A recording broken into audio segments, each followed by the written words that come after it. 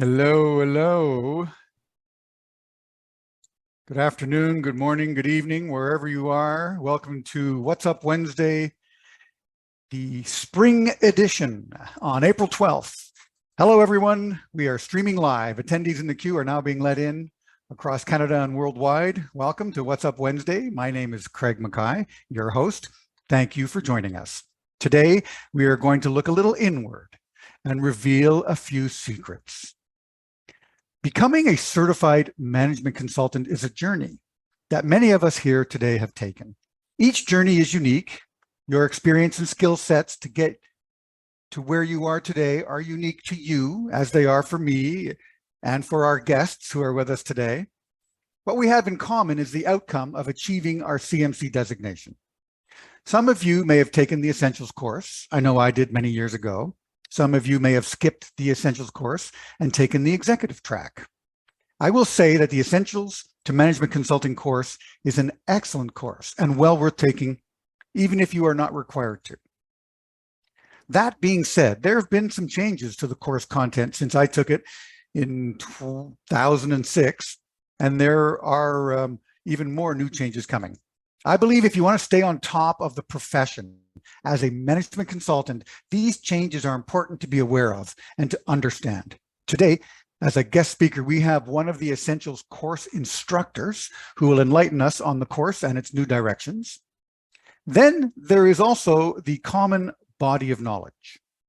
I'd like to know how many people actually have a copy of the CBK. Just put in the chat, yes or no, okay? Just say yes or no if you have the common body of knowledge somewhere on your hard drive, computer system, wherever, or even a hard copy. Oh, I'm getting a lot of yeses. This is good. Okay. I know I didn't have a recent copy until very recently. I'm admitting that. So if there's any other confessions today from people who don't have it, don't feel like you're alone. Okay, amazing. To me, the common body of knowledge is a secret book of knowledge for the profession. It includes an introduction to the practice of management consulting and the documentation of required knowledge in each of the 6 functional areas of management: strategic management, financial management, marketing management, human resource management, information technology management, and production/operations management. Those are the 6.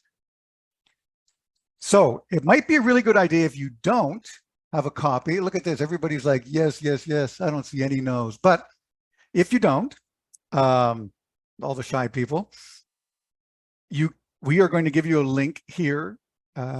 Sandra, our excellent producer and helper here on What's Up Wednesday, will provide a link. You need to be a member to get a free copy. So the link she gives you to the store, to buy a copy, if you're a member, you should get it for free, okay? We're very privileged today as one of our guest speakers is also one of the authors of the Common Book of Knowledge.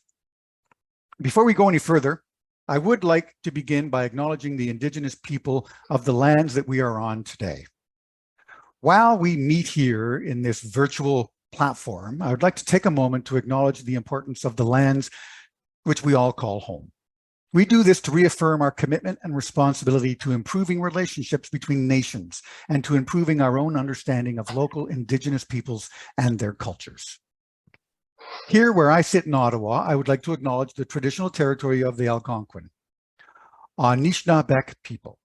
For our guest speaker in Toronto, we acknowledge the land of many nations, including the Mississaugas of the Credit, the Chippewa, the Haudenosaunee, and the Wendat peoples. For our guest speaker from Nova Scotia, we acknowledge the ancestral territory of the Mi'kmaq people.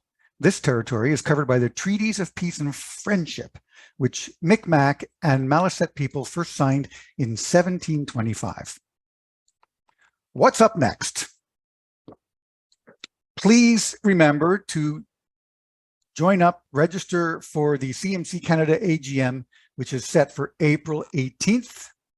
The Ontario Institute AGM is set for the 25th of April. Next month, on May 10th, What's Up Wednesday, we'll have a guest speaker, Scott Morin. He'll be talking about the Entrepreneurial Operating System, EOS. It's a simple to use framework for aligning business vision with business functions and tasks to make sure the vision is actually implemented and tracked. And on June 10th, What's Up Wednesday, we'll have a guest host, Jennifer Smith. She'll be filling in for me. Thank you ahead of time, Jennifer. I will be in Greece tracing the ancient journeys of Aristotle and Zeus. And probably sampling some wine, which Kevin knows more about than I do, but we'll get to that in our Q&A perhaps. Backed by popular demand, the Strategic Change by Design course being taught by Louise Harris is now open for registration. Module 1 is set to start on June 16th. Just go to CMC-Canada/events webpage to sign up. And Sandra will put that link in the chat as well. Speaking of the Essentials course and the path to certification, a certification weekend has been scheduled for June 15 to 17, a great way to get it all done in one long weekend. And the regular EMC weekly course is planned to start on May 17th, I believe every once a week on Wednesdays. So keep an eye out on the CMC-Canada events page for new dates for those courses, to sign up for those if you haven't taken them, or to pass that on to some of your colleagues. And as well, there'll be new dates for the ethics course that should be announced shortly. Finally, I want to encourage everyone to consider taking a pro bono project. Take one on. Help your community. There's an upcoming orientation workshop tomorrow, April 13th. So you can contact them by email about that pro bono workshop. The email is probono@cmc-ontario.ca. Welcome again to What's Up Wednesday, or What's Yup Wednesday. My name is Craig Mackay, your host. It's my goal, actually, to use this show to inform members and guests on the latest trends in consulting. Do you have any ideas, guest speakers? Send them to us. We'll put them on our platform going forward. What we want to do is educate and entertain along the way. And most importantly, to demystify what it means to be a management consultant. Today's course is focusing exactly on that. The presentation deck today will be made available to all registrants. The show will be recorded and will be available on the CMC Canada YouTube channel. As usual, we ask you to remain on mute and to submit your questions via the chat. I will collect them and ask them at the end during the Q&A period, which should start Eastern Standard Time around 1:15, 1:20. As usual, we ask you to remain on mute. We have two guest speakers today with a lot of content to provide, so let's get going. Our first guest is Kevin Schwenker. Kevin is a fellow CMC. He's been consulting to management for over 35 years, specializing in strategy, HR, and organizational excellence. He has led consulting projects locally, nationally, and internationally for clients spanning private, public, and not-for-profit sectors. He earned his CMC in 1994, was recognized as a fellow in 1999, was honored with the Golden Jubilee Award as one of the builders of the profession on the 50th anniversary of CMC Canada in 2013, and in 2022 was initiated as an academic fellow in recognition of his outstanding contributions to the development of the international management consulting profession. He's an adjunct professor of advanced MBA programs at the Sobey School of Business at St. Mary's University in Halifax. And relevant to our session today, he led the team which wrote Management Consulting: An Introduction to the Methodologies, Tools, and Techniques of the Profession in 2010, and is now in the final stages, along with our other guest today, leading the project to upgrade the National Common Book of Knowledge. Common Book of Knowledge, the CBK. The other speaker with us today is Hussam Shaf, also a fellow FCMC. Sam is a seasoned consultant, coach, instructor, and practitioner in the fields of strategic management, implementation management, and corporate transformations. He is the founder and president of Forte Management Consulting, a management consulting and training firm based in Toronto. Prior to that, Hussam was a principal consultant in corporate and operations strategy with PwC. He has successfully managed projects in systems implementation, organizational structuring, maintenance best practices and benchmarking, organizational design, product launches, quality management, aircraft heavy maintenance, and power generation equipment overhauls. He designed, developed, and facilitates courses in strategic management, project management, change management, leadership, creativity and innovation, and communications. He teaches at the University of Toronto School of Continuing Studies and other academic institutions on a part-time basis.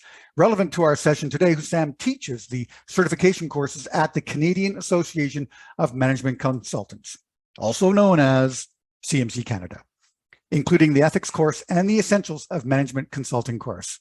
I want to welcome both of you here, Hussam and Kevin, today. Hi, guys. Welcome. Thank you, Craig. Thanks, Craig. Happy to be here to talk about the common body of knowledge. So I guess we can take it away now. Oh, yeah. All right. Well, I guess I'll start with exactly what is the common body of knowledge for management consulting. And it starts off with professionalism in management consulting. So this covers things like process, methods, tools, communication skills, change management, teamwork, and practice management. So that, in a nutshell, is what we talk about when we talk about professionalism in management consulting, and that is what is covered in the original methodologies, what we call the methodologies book. And then, as Craig already mentioned, there are the 6 functional areas which were designed by Harvard in the 50s, actually, and are still completely relevant today and cover off all areas of management of businesses, not-for-profits, and governments. Now, you're supposed to have a breadth of knowledge across all 6 functional areas, and so sort of a minimal level of excellence in all of these are knowledge. Depth in 2 or 3 areas, and you can see I've put my depth out there in strategy, marketing, HR. I have a little bit in production operations management as I've moved further into organizational excellence. So, you know, we have our touchstones that we all have depth in. And then underpinning that is the CMC competency framework. The competency framework was updated in 2018. And underneath everything, holding it all together, is a CMC-Canada Code of Professional Conduct. So in a nutshell, this entire set of elements is the common body of knowledge. So the code was first established in 1967. It had strict code elements, and then in 1984, I believe, they set up a series of interpretations of what the code means, what each one of those bullet points meant. And those interpretations were rolled into the main CMC Code of Conduct in 2008. And it was last updated in 2016. Now, when I say updated, we haven't changed our fundamental principles of our Code of Ethics. I think the last one in 2016 was to make it easier to read by adding some numbers and that sort of thing. So originally, the common body of knowledge segment, known as consulting skills as knowledge, was simply a list of topics in a paperback. I remember getting this small binder, was about 4 by 8 or something, and was first published in the early 80s.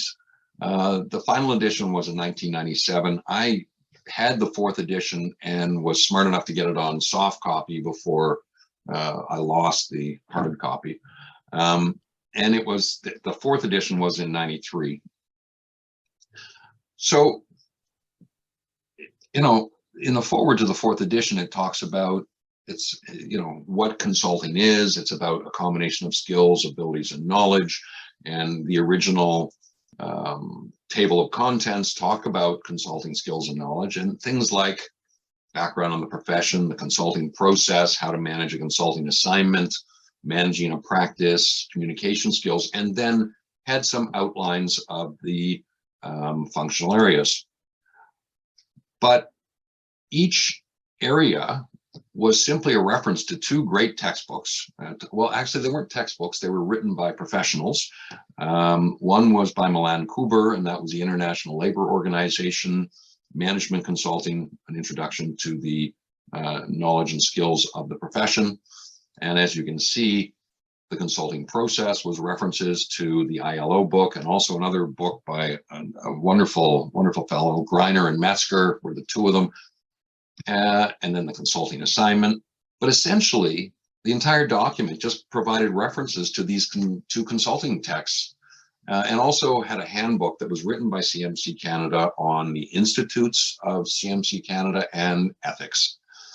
So the functional areas also had references to texts that were current in the day, and that's what our CBK was. Now, in 1998-99, the national body took the time to invite experts to expand upon what was written in each one of the functional areas. So that's about a 360-page book. There was about 20, well, let me see now, 306 times 20, 120-page book. And there was about 20 pages devoted to each one of the functional areas. So there was financial management and saying that you need a basic understanding. Then there was HR management, and these were some of the 7 major components they talked about in HR at the time.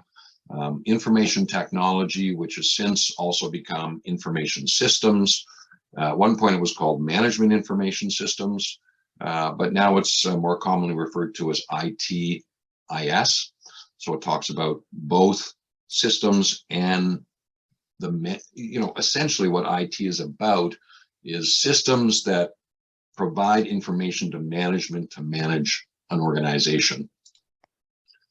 These were the 6-7 elements of marketing management, and then there was a written section on production operations management.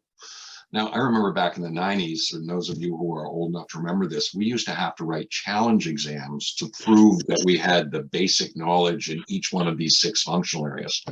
And then that changed to the very long case study that you had 8 hours to write in a complete consulting assignment to prove that you had both the breadth of knowledge in all of these functional areas and an understanding of the consulting process. Oh, and of course, we can't forget strategic management. So I always felt a little uncomfortable with the fact that we had a common body of knowledge that was simply references to 2 consulting textbooks, and felt that it was time that we put some meat on the bones of what it meant to be a professional management consultant outside of just these 2 texts. And so finally in 2005, an RFP was issued in July. The contract was written up in August. The first draft was submitted at the end of September 2005. Revisions were requested. This was being managed by the certification committee. And the final draft was submitted in December 2005. That's the textbook which was eventually published, or the text that was eventually published in 2010, because the NCC, for some reason, decided not to publish in May of 2006. So the document sat on the shelves for a little while until it was resurrected in 2009 by Mary Blair, who was then our executive director, and she asked the question, why is this sitting on the shelf? So it was originally announced to be published in September 2009. Mary and I spent a wonderful entire year re-editing the entire document, upgrading it, and it was finally published in April 2010 to national and international acclaim. It was shared with all of the consulting institutes around the world, and accolades came in across the country and around the world. And actually, Australia purchased it to publish as the Australian and New Zealand Common Body of Knowledge. And it was referenced in almost all the other institutes around the world. So the original writing team included myself as team leader, Michelle Gimmig from Intelligences in Montreal, Julia Gluck, who many of us know and enjoyed her training. You know, she was the national trainer, or she was the Ontario trainer in the 90s, then became the national trainer in the OOs until she retired in 2007. Julia is just delightful and a brilliant trainer. She designed the original Essentials of Management Consulting, and then Bob White from BRI International in Toronto.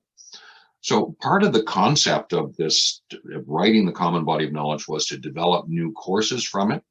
And so I recruited an editorial team that included some pretty high, powerful hitters across the country from various large organizations, because at the time in the mid OOs, we were starting to lose some of our big firms. And so the idea was to try and draw them back in with this new common body of knowledge and a standard program for teaching professionalism across the country. So published in 2010, some of you, I noticed when you wrote in your comments, you got the original hard copy. It's now available as a PDF. It's the standard text in the Essentials of Management Consulting course that I teach at St. Mary's University. And we felt that maybe it was time for an update. So what happened to kick this off was last January, Australia came knocking and said, hey, we'd like to update the Common Body of Knowledge. Can we work with you on it? What is the, you know, we understand and respect that CMC-Canada has the copyright on this, and we might like to use it. And our illustrious executive director said, why should we let Australia take the lead on this? We should do this ourselves. And so an editorial committee was put together. Originally included Hassam, who was in the room initially. Do you remember?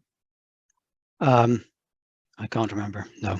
the head of our certification group, the National Certification Committee, Jeff Griffiths. Anyway, Jeff got me involved, and then he bowed out, and Hassam was tagged, and so between May and June, we finally put a process together to invite contributors, experts from across the country, to contribute to revising the chapters. And the chapter update outlines were submitted by all the contributors, what they thought needed to be added. And then with input from Hassam and I, they went back out and started drafting the revised chapters. So let's talk about what's new then in the CBK as a result of this national process. Over to you, Hassam. Okay, thank you, Kevin, for giving us the background and the genesis to this.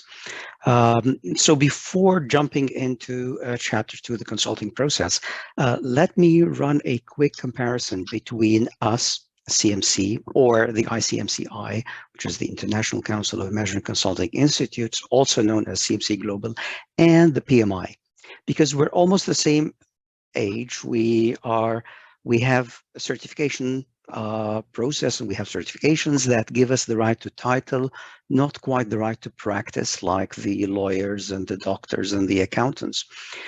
Now, for the PMI, they have the Common Body of Knowledge, the PMBOK, the Project Management Body of Knowledge, and this is a global document.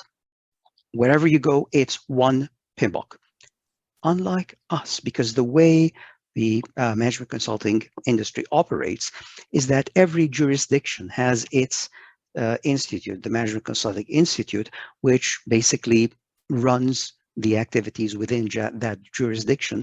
It's not a global entity that is managed centrally like the PMI. So the ICMCI is an umbrella organization that manages the coordination activities between the management consulting institutes. So why do I say this? Because this leads me into the ISO 27700. Before that, some countries like us had our common body of knowledge, some didn't. We had some pretty much common ideas, but nothing that was significantly substantial and formal like a process that is common across all, and it is stamped by some entity like the International Standards Organization. Now, this was the case until 2017, and this is when the ICMCI, working with ISO and others, and there was quite a heavy Canadian presence in that, developed the ISO standard for management consulting 2700. And this is the main change that we have in Chapter 2. So Chapter 2 is still based on the Milan-Kuber consulting process, which is still valid. And let me again mention that we did not see any section in the existing common body of knowledge that we thought, oh, this is too old, this is not used, this is irrelevant, this is outdated.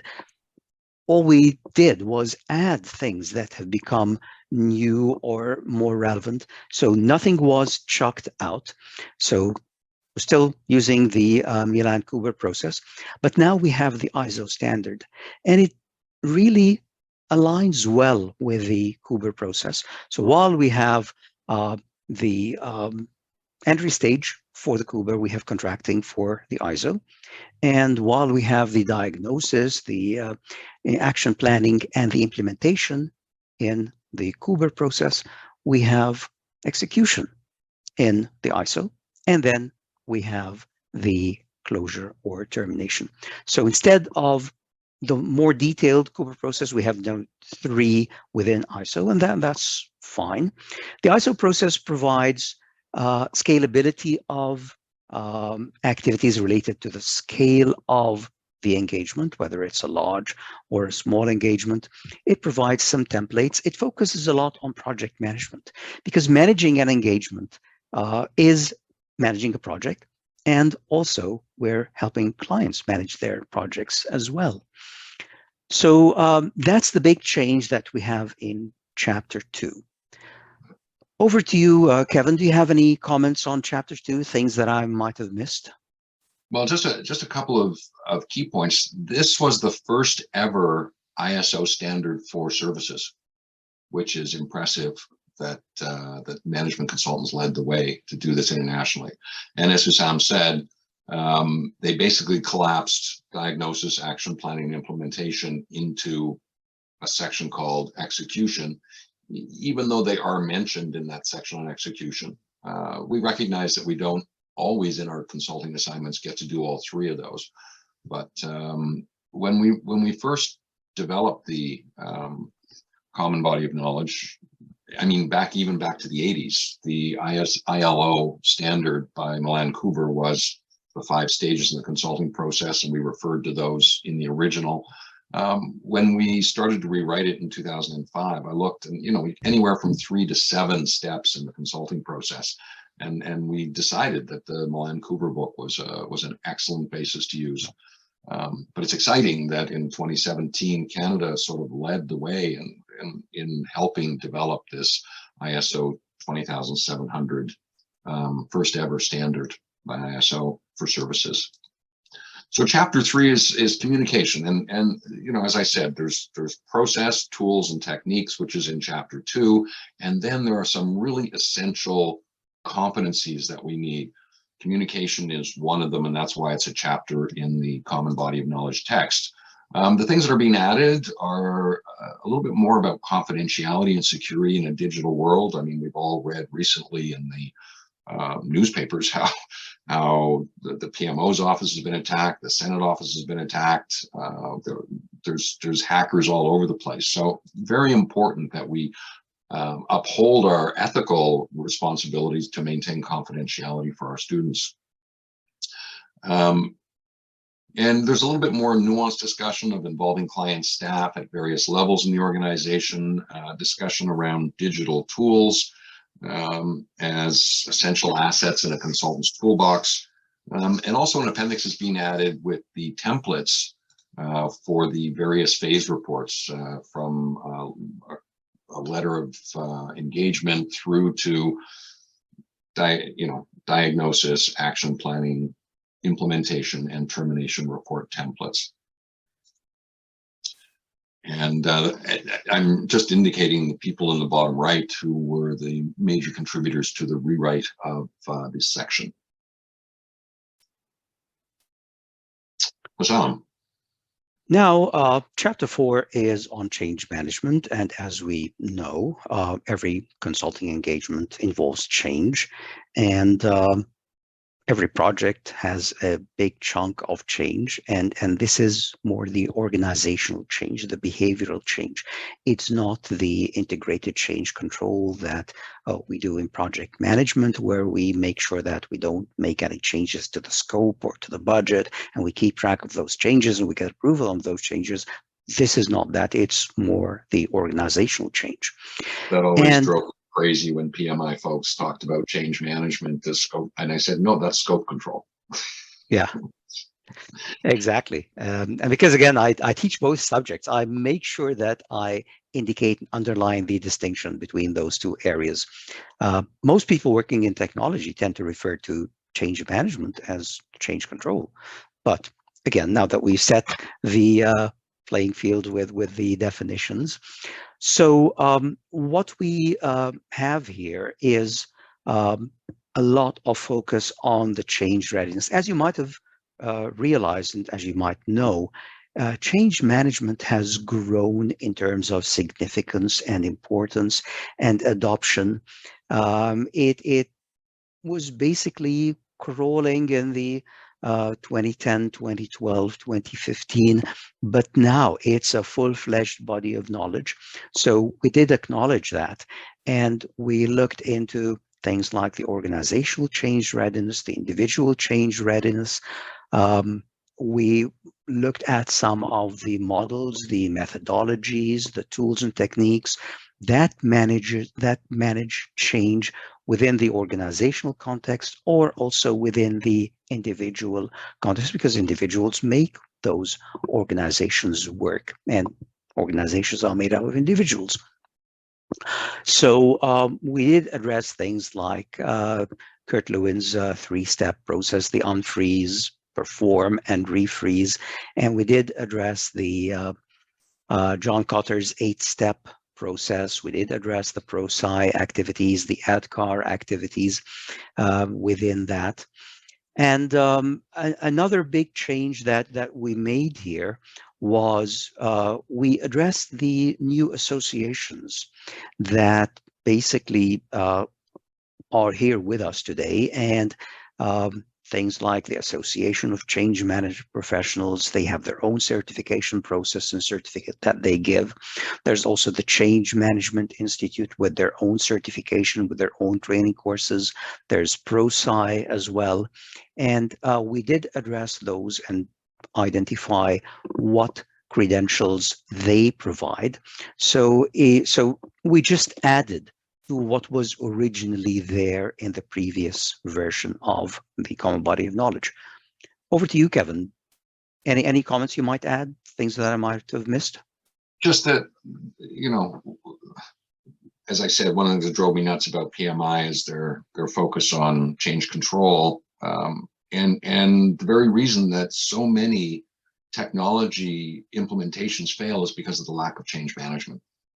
And actually understanding that people's absorptive capacity has to be respected. And there needs to be change management to make an implementation successful. So it's integral to our work as management consultants, as is teamwork. And one of the things that we've added in the section on teamwork is some of the contemporary collaborative models that go beyond co-located. So, you know, in-person teams, hybrid teams, remote, which require a higher degree of trust building. We then also talked about some new collaborative tools like team charters, role awareness, understanding your behavior in groups, team dysfunctions, team reflection and learning, and a section on leading global teams, drawn in the work of Erin Myers and her culture map model to understand and manage cultural factors when you're leading a multicultural international team. So contributions here were from these three wonderful individuals. And over to you on chapter 6. Okay, so for Chapter 6, the practice management, it's basically how to run a management consulting practice. With the increasing number of sole practitioners and with the small firms that start to come up, we saw that this chapter has become increasingly more important, and a lot of information was being used by those new up-and-coming sole practitioners.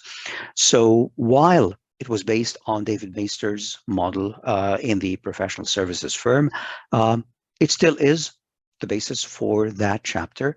And we identify the activities that need to be done to market, to sell, to get into the contract of a consulting engagement, to run a consulting engagement, into things like the delivery and also the billing, the reconciliation of accounts, and looking at the profitability and training management consultants. So all those were there and are still there. We might have added a few strengthening points here or there. But I guess the only chunk that we added was the collaborative work, whereby you get individuals working together in collaboration on a specific engagement. And those might be spread across the country, spread across different continents, or maybe within the same city. But it's the network that basically gets those people to work together. This model has started to gain more significance now, basically due to the fact that we have a lot of sole practitioners, and each of those has a very deep knowledge and experience in one area. But if you need a consulting engagement, then you're probably looking at 3 or 4 different areas. So this is where you need 3 or 4 of those individuals. And because of the networking that we have, things like LinkedIn and others, we are able to connect with individuals and run a consulting engagement as if we are a firm, but we might not be a firm as such. We are just going into a joint venture just for a specific engagement to deliver that. So this model has gained popularity and is increasing in its. So we dedicated a new section that was added to the practice management part on this. And the contributors for this chapter are listed here: Stephen Parker and Tim Kist. Any additional comments, Kevin, on this? No, essentially, I think we want to move along quickly to the certification courses and then get to any questions that people have. So over to you then to talk about the certification courses. Absolutely. Thank you, Kevin. So the basic course that we have for certification is the Essentials of Management Consulting. It's a full 6-week course that's run at 6 consecutive weeks. It still is the same course that we have been running for a while, and no changes are planned for us this year.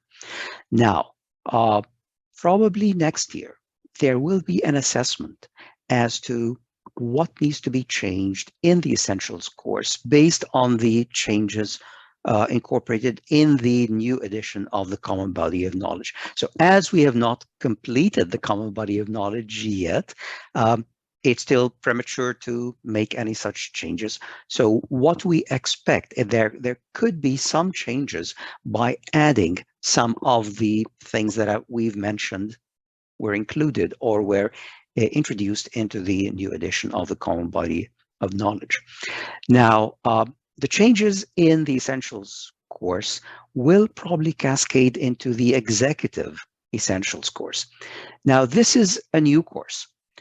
This was introduced in spring of 2022, last year, and it is part of the consulting weekend, certification weekend, whereby you get 2 half days online on the Executive EMC, and then you get a run, let's say a review of the oral assessment. So you get to practice all the oral assessments, and then as part of that, you will register to run your oral assessment. Now, the executive course is tailored to those who are in the executive and in the experience streams. This course is not a requirement as such, whereas the full-fledged, the 6-week AMC is required and is part of the certification process. This is not. It's a nice to have process, nice to have course. And we're also trying to market it to outside firms who are interested in it. Well, they've expressed interest for us to run this course for them within their corporate entities. And again, this course is based on the full-fledged EMC, the full 6-week course. And if there are any changes in the full 6-week course, it'll be reflected in this course. But so far, it's going to stay the same. Now, the third course that we run is the Ethical Behavior Best Practices of Management Consultant. And this course has not changed, and we don't see the need for it to change based on the common body of knowledge. There might be changes based on what we see and what we hear. As I teach the course, every run, I start with the fact that hardly a day passes by without us running into an ethical breach by somebody, whether on the business arena, whether on the political arena or the sports arena or any area. There is an ethical breach of some sort. So I still see that there is room to add more things in it.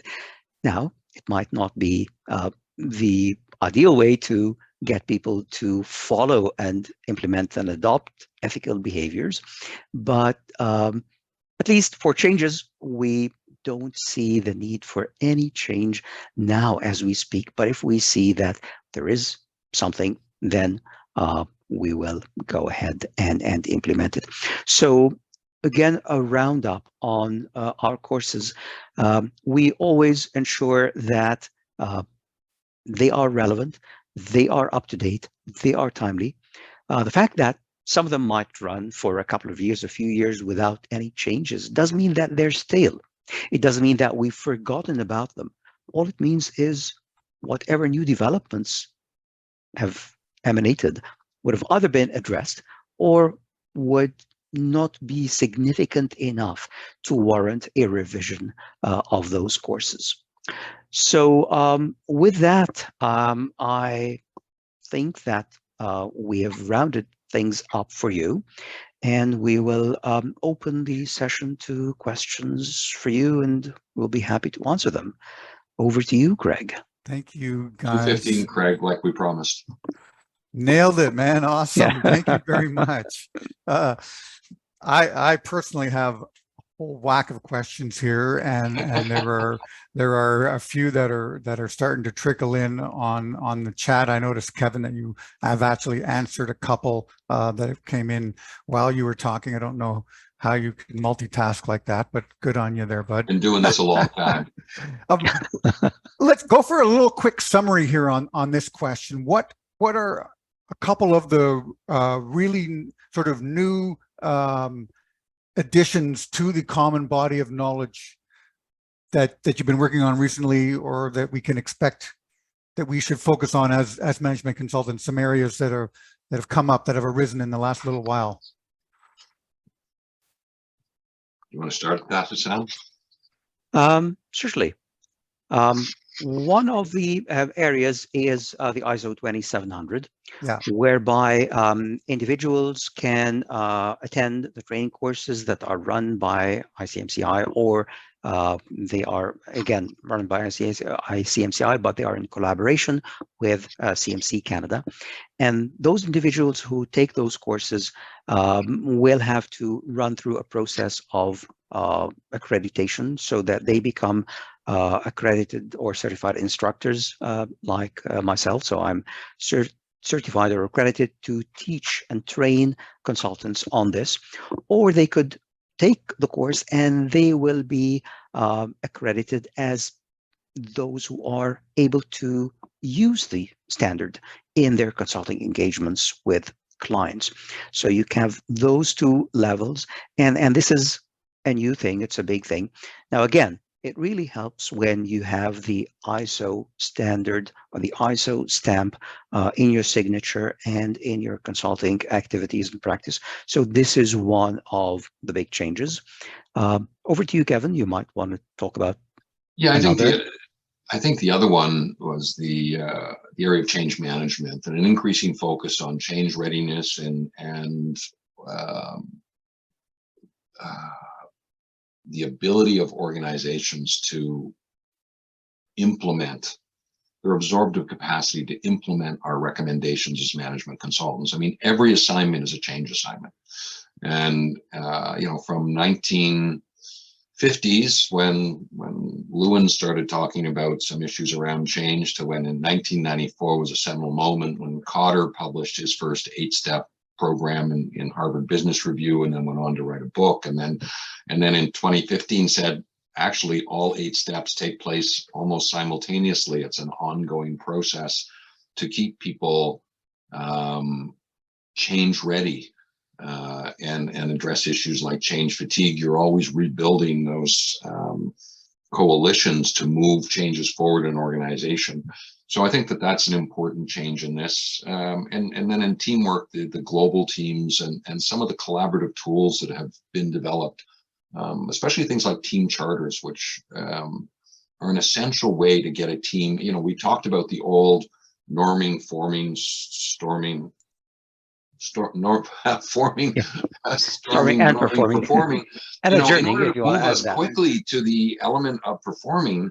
The development of a team charter is a way to get a team off to a jump stop. So some of those collaborative tools are very useful. And of course, the international model that Aaron Meyer talks about is understanding when you're dealing with people in different parts of the world, there are significantly different cultural perspectives on approaching work and working together. And it's very valuable to have insights on that when you're working in an international team.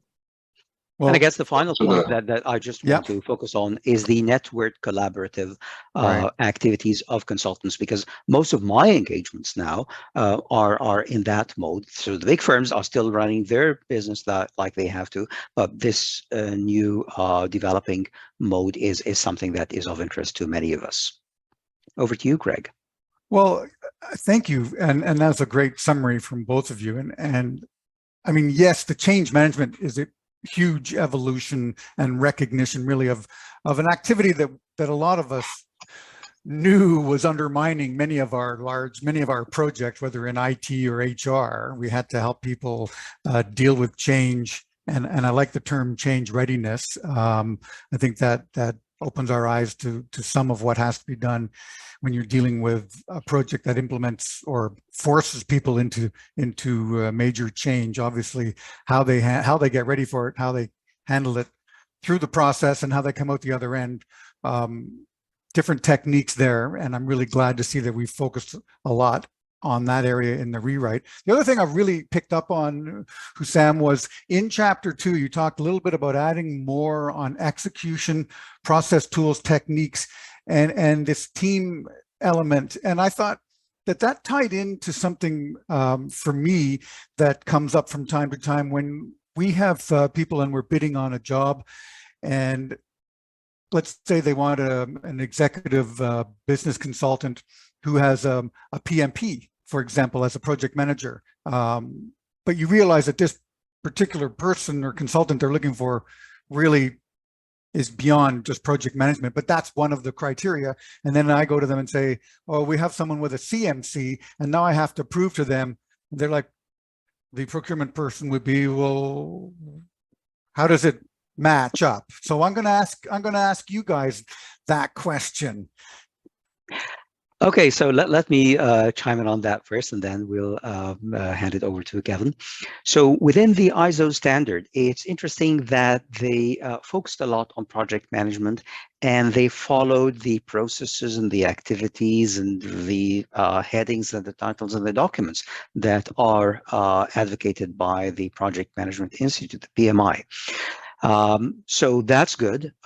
They also provide templates as well. So the ISO 2700 is very detailed, very prescriptive, and you can basically run a project just by using those templates in there. But that's not all of things or everything around project management, because one of the skills and competencies that every management consultant will have to have is project management. And we offer project management courses to those who are not certified or those who do not have the experience in project management. So you have to check the box that you cover the area and you have achieved a certain level of competence in project management. And that's one of the certification requirements to become a CMC. So while you might not carry the title, the PMP, but you will be aware of the processes and the activities and the tools and the lingo, the terminology and the documents that are utilized by the professional project managers.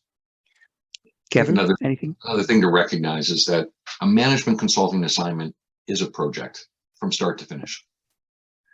And implementation of our recommendations is a project within the project. And one of the failings of project managers in the past through PMI is their lack of recognition of change management, organizational change management. You know, despite the fact that in 2015 they wrote an entire tome on change management, they really don't address it. And that's what a management consultant brings to it. I think that whenever you have a project office, you know, you need somebody that is on top of the checking the boxes of managing the project, but as an essential element of any PMO is someone who has an expertise in people and change management. You cannot divorce one from the other. You know, I see technology projects where there's a drop dead start date. And I agree with you on 100%. And it's a question that I get asked all the time. Okay. And I actually have my own answers for it too, right? Because I have to deal with this on a daily basis. So you guys can enlighten me a little bit, but I've pointed out to people that the CMC competency, which includes business competence, and one of those is consulting business insights, also would include change management awareness. And the technical competence, which includes functional specialization and engagement management skills, also would include project management. And I have articulated that from time to time in our bids, and I do believe that it's a successful comparison that procurement officers and the like would have difficulty disagreeing with. I'm assuming you guys would agree with me there on that. Well, that's why it's an essential chapter in the common body of knowledge. Change management. Exactly. Right. And the project management part that I started with as well, as just a question, because we always get posed that question always gets posed when we're bidding on different consultants on different jobs. So I just wanted to get your sort of thoughts on that. Thank you very much. Sure. Are there going to be plans to do more updates on the CPK coming forward in the other functional areas? Like what's next after this? You got a new release coming out in the fall, right? That's what we anticipate, what we expect. A new published version of the common body of knowledge coming out this fall. Yeah, so let me again clarify some of the confusion around this. We will not run it like a model year. So this year we have the 2023 model, next year we have the 2024 model, or like some of the book writers, they have to go a new edition every couple of years in order for them to sell their publication. We are not running the CBK that way. And I might have noted that in that whenever we see the need to change and whenever we identify areas that need to be updated, then this is where we will jump in and say, okay, let's jump on the bandwagon and we will run a new edition. The fact that we might have not done any changes for a few years doesn't mean that it's stale or outdated or it's irrelevant, but only when we see the need to do so. It's needs driven rather than the requirement to run a new edition every couple of years or so. Now, Kevin, you actually got involved in writing the common body of knowledge for a human resource organization, right? Yeah, I helped redesign the CHRP in 1999 through to 2002 to 2003. So they have since changed it again.